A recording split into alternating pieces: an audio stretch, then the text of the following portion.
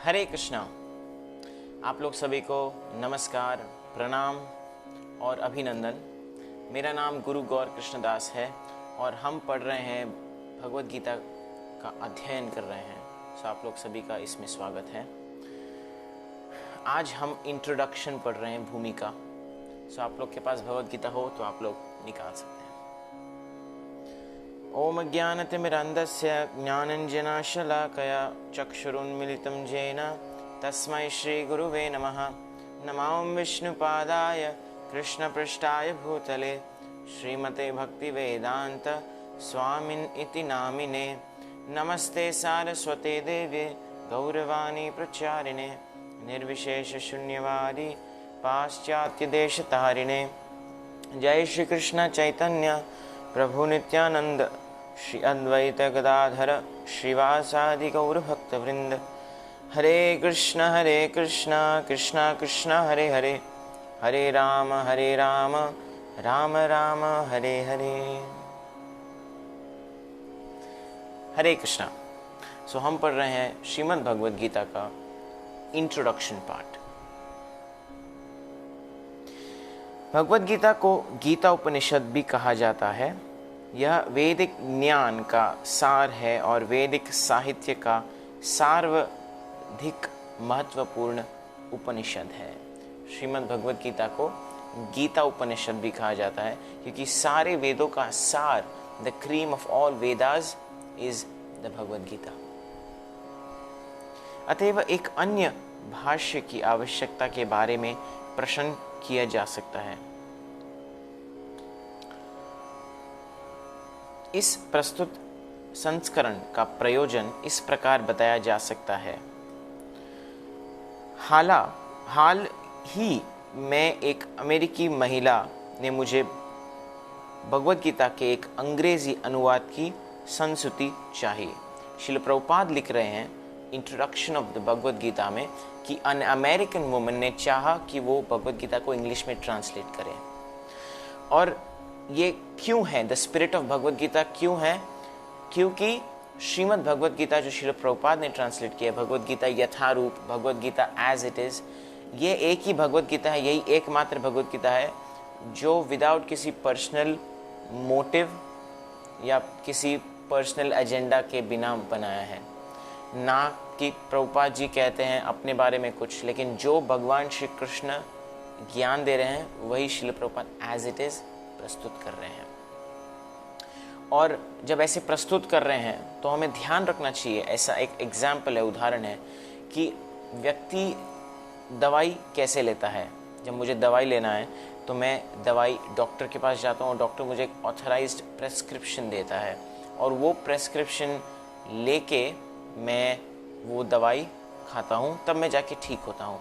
Similarly उसी तरीके से जो भगवद गीता पढ़ना चाहता है उसको एक ऑथराइज्ड सोर्स से, और जैसे भगवान श्री कृष्ण खुद गीता में बता रहे हैं वैसे भगवद गीता उस माध्यम से पढ़ना चाहिए। भगवान के प्रति पूर्ण तरीके से श्रद्धा रखकर, परंपरा से। जैसे कि हमको कोई एजुकेशन चाहिए तो हम क्या करते हैं, एक रेप्यूटेड यूनिवर्सिटी में जाना चाहते हैं। डॉक्टर का बेटा घर पे बैठे बैठे डॉक्टर नहीं बन सकता, जज का बेटा घर पे बैठे बैठे जज नहीं बन सकता। उसी तरीके से यदि आपको आध्यात्मिक ज्ञान चाहिए तो आपको एक परंपरा में, ऑथराइज्ड ट्रेडिशन में आए हुए परंपरा में किसी गुरु से शरणागत होकर उससे ज्ञान प्राप्त करना है। भगवद गीता में जो भगवत वाणी है वो भक्ति के भाव से, भक्ति यानी कि फुल सरेंडर के भाव से प्राप्त करना चाहिए। यदि आप यूनिवर्सिटी में पढ़ते हैं, आप एक स्टूडेंट हैं और यदि आप टीचर के प्रति आपका जो है एक बनता नहीं है तो आप टीचर और आपके बीच में बनता नहीं, तो टीचर आपको अच्छे मार्क्स देने से थोड़ा ये करेगा, भेदभाव। तो इसीलिए आप टीचर को शरणागत होते हो। उसी तरीके से जिस तरीके से आप यूनिवर्सिटी में शरणागत होते हो, आप कुछ सीखना चाहते हो किससे, तो आप उसकी तरह एक नम्र विनम्र भाव से शरणागत होते हो। उसी तरीके से भगवान के प्रति, भगवान श्री कृष्ण के प्रति शरणागत होके हमको ये भगवद गीता पढ़ना चाहिए और समझने की कोशिश करना चाहिए। श्रद्धा और आत्मसमर्पण। अर्जुन को अज्ञान, अर्जुन जब, जैसे ये जो भगवद गीता बोली गई भगवान के द्वारा, तो तभी बोली गई थी जब अर्जुन खुद अज्ञान में था मतलब कि ये एक भगवान की लीला है कि उन्होंने अर्जुन को अज्ञान में डाला, ताकि भगवद गीता मैं और आप जैसे, हम सब जैसे लोग को ये ज्ञान मिले। इसलिए भगवान ने अर्जुन को परप्लेक्स कर दिया था बैटलफील्ड में। पर ये बात याद रखना चाहिए कि भगवान और अर्जुन भगवान के एक इटर्नल कंपेनियन है, सनातन कंपेनियन है। और ये सृष्टि जो है ये भगवान की ही रची हुई माया है, महामाया और योग माया। सो ये भगवान की जो महामाया है, जब हम इस सृष्टि में आते हैं, महामाया में आते हैं, तो हम जब एक मटेरियल तत्वों के कांटेक्ट में आते हैं, हम इटर्नल स्पिरिट भूल जाते हैं। ये भूल जाते हैं कि हम आत्मा है, जीवात्मा है, एक अणु है, एक छोटे क्वालिटी में एक है, और भगवान परमात्मा है। हम आत्मा है और भगवान परमात्मा है। हम जैसे कि ये शब्द ईश्वर और परमेश्वर, परमेश्वर, सो ईश्वर वो है जो किस चीज को कंट्रोल कर सके। अब मैं मेरे हाथ को इतना तक कंट्रोल कर सकता हूँ, मैं ये मोबाइल को कंट्रोल कर सकता हूँ, मैं थोड़ा कुछ कंट्रोल कर सकता हूँ मेरे अराउंड में, तो मैं छोटा ईश्वर हुआ। लेकिन परमेश्वर वो है जो सब चीज को कंट्रोल कर सकता है, सब चीज को, यानी कि कुछ भी चीज उसके अंडर ऐसा नहीं है जो उसके अंडर नहीं है। सो वो परमेश्वर है। पर हमारे देवी देवताओं, ये लोग भी ईश्वर हैं, क्योंकि इन लोग का भी डिपार्टमेंट है कि रेन डिपार्टमेंट हुआ, फिर सन डिपार्टमेंट हुआ, प्रकाश देने का उनका काम है। तो वो उस ईश्वर है, वो उस एरिया के विभाग के कंट्रोलर हैं। जैसे स्टेट गवर्नमेंट और सेंट्रल गवर्नमेंट में भी बहुत लोग हैं जो कंट्रोल करते हैं, तो वो लोग भी एक प्रकार के ईश्वर है। लेकिन भगवान ही एक व्यक्ति है, भगवान ही एक परमात्मा है जो परम ईश्वर है। और अल्प बुद्धि वाले, जिसकी बुद्धि कम है, ऐसे लोग सोचते हैं कि भगवान निराकार है, भगवान का कोई रूप नहीं है। लेकिन ये बिल्कुल असत्य है। भगवद गीता में जब हम पढ़ते हैं तो हमें पता चलता है कि भगवान खुद बोल रहे हैं कि मैं भगवान हूं और मेरा ये स्वरूप है। तो हम ऐसे कैसे समझ सकते हैं कि भगवान का कोई रूप नहीं है? ये बिल्कुल गलत है। भगवान को 3 प्रकार से रियलाइज कर सकते हैं। भगवान की जो अनुभूति है वो है ब्रह्म, परमात्मा और भगवान। ब्रह्म भगवान का इम्पर्सनल फॉर्म है जिसको ये लोग पूछते हैं, और परमात्मा भगवान का जो आत्मा रूपी in the super soul, he is residing, हम सब के अंदर है, हर एक एटम के अंदर है, परमाणु, हर एक अणु के अंदर भगवान है। और भगवान फीचर को रियलाइज करने के लिए हमको भगवान की सेवा करनी पड़ेगी। तो इस इंट्रोडक्शन में, इस भूमिका में श्रील प्रभुपाद ने 22 लगभग ऑलमोस्ट 30 पेजेस लिखा है। इसको 10 मिनट या 15 मिनट में समराइज करने की मैं पूरी कोशिश करूंगा आप लोग के लिए।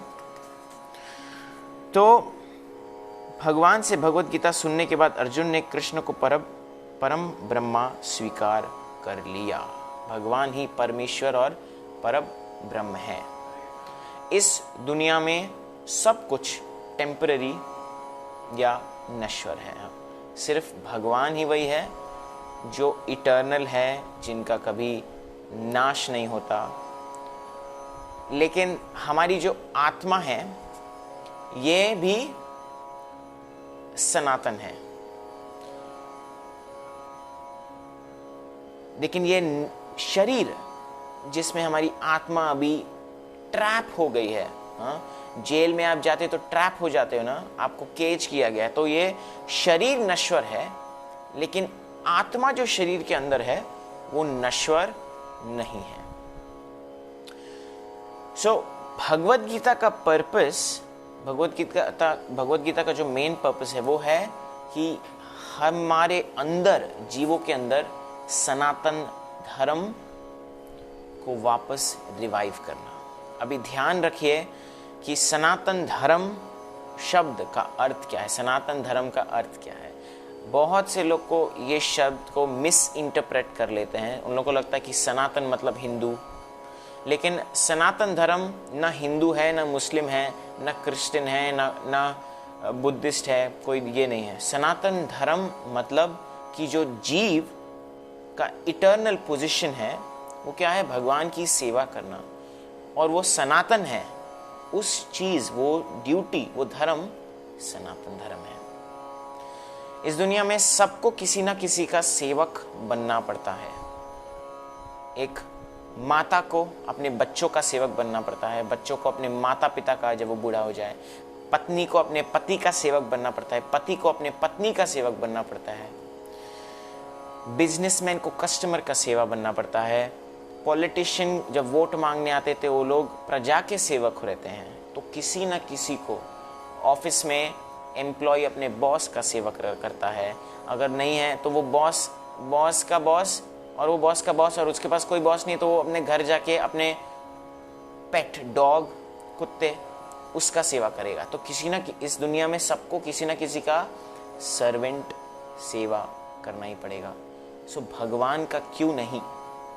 और ये जो सेवा भावना को जब हम भगवान के सेवा में लगाते हैं तो इसी को सनातन धर्म या भक्ति योगा कहलाते हैं। सनातन धर्म बदल नहीं सकता, ध्यान रखिए। क्यों?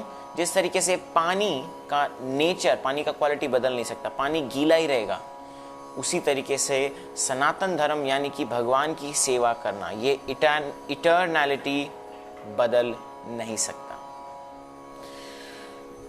तो सनातन धर्म कोई रिलीजन नहीं है, कोई सेक्ट नहीं है जो हमको लगेगा अरे it is a way of life. जीव का पोजीशन है, फंक्शन है भगवान की सेवा करना, और उसको हम सनातन धर्म कहते हैं। तो इस इंट्रोडक्शन में, इस भूमिका में, भगवत गीता के इंट्रोडक्शन में श्रील प्रभुपाद कह रहे हैं, ये मेन पॉइंट्स है कि जीव को, ये भगवत गीता इसलिए लिखी गई ताकि अपने सनातन धर्म कल्चर को रिवाइव कर सके और भगवान कृष्ण की सेवा में जुड़ सके। और भक्ति योगा या भगवत गीता पढ़ने के लिए हमें पूर्ण श्रद्धा के साथ पढ़ना चाहिए। अंत में इंट्रोडक्शन में कह रहे हैं कि यह गीता उपनिषद, भगवत गीता, जो समस्त उपनिषदों का सार है, गाय के तुल्य है और ग्वाल बाल के रूप में विख्यात भगवान कृष्ण इस गाय को दो रहे हैं। अर्जुन बछड़े के समान है और सारे विद्वान तथा शुद्ध भक्त भगवत गीता के अमृतमय दूध का पान करने वाले हैं। ये गीता महात्म्य से लिया गया है। और इसका जो डिसिप्लिक सक्सेशन है, श्रील प्रभुपाद ने ये जो गुरु परंपरा है ये भी दिया गया है कि ये नॉलेज कहाँ से आ रहा है। तो मैं पढ़ लेता हूँ। ये नॉलेज एवं परंपरा प्राप्तम इमं राजर यशो विदु, भगवत गीता अध्याय 4 श्लोक 2 में दिया गया है। यह भगवत गीता यथारूप इस गुरु परंपरा द्वारा प्राप्त हुई है। किस गुरु परंपरा द्वारा? भगवान श्री कृष्ण पहले, फिर ब्रह्मा, फिर नारद जी, फिर व्यास देव जी, फिर माधवाचार्य, फिर पद्मनाभ, फिर नरहरि, फिर माधवा, फिर अक्षोभ्य, फिर जयतीर्थ, फिर ज्ञान सिंधु, उनके बाद दयानिधि, उनके बाद विद्यानिधि, उनके बाद राजेंद्र जी, उनके बाद जयधर्म, फिर पुरुषोत्तम, ब्रह्मण्य तीर्थ, व्यास तीर्थ, लक्ष्मीपति, माधवेंद्रपुरी, ईश्वरपुरी,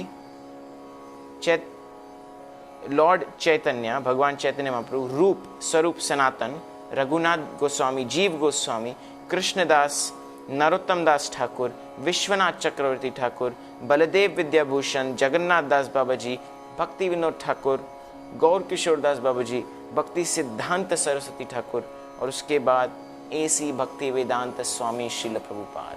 और श्रील प्रभुपाद के माध्यम से आज ये ज्ञान मुझे और आप सबको प्राप्त हो रहा है। तो इसी के साथ हम आज का भगवद गीता अध्ययन को विराम दे सकते हैं। कल हम भगवद गीता अध्याय 1 श्लोक 1 से शुरू करेंगे। यदि आपके कोई प्रश्न हैं तो आप मुझे मेरे पेज पर मैसेज कर सकते हैं। हरे कृष्णा। श्रीमद् भगवद गीता की जय। श्रील प्रभुपाद की जय।